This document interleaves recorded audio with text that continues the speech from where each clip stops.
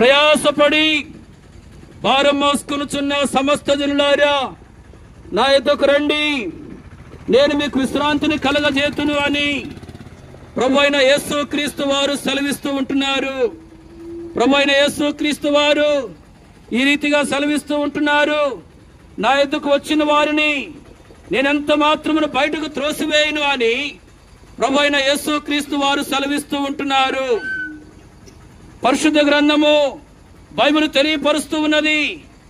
ఏలయనగా పాపం వల్ల వచ్చే జీతము మరణము, అయితే దేవుని కృపావరము మన ప్రభువైన క్రీస్తు యేసునందు నిత్య జీవము అని పరిశుద్ధ గ్రంథము బైబిల్ తెలియపరుస్తూ ఉన్నది. ఏ భేదము లేదు.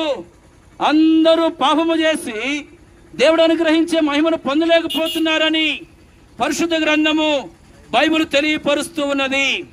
ఏలయనగా పాపములో వచ్చే జీతము మరణము, అయితే దేవుని కృపావరము మన ప్రభువైన క్రీస్తు యేసునందు నిత్య జీవము అని పరిశుద్ధ గ్రంథము బైబిల్ తెలియపరుస్తూ ఉన్నది. రక్తము చిందించకుండా పాప క్షమాపణ కలగదు. యేసు రక్తము ప్రతి పాపము నుండి మనల్ని పవిత్రులుగా చేయును అని పరిశుద్ధ గ్రంథం బైబిల్ తెలియపరుస్తూ ఉన్నది.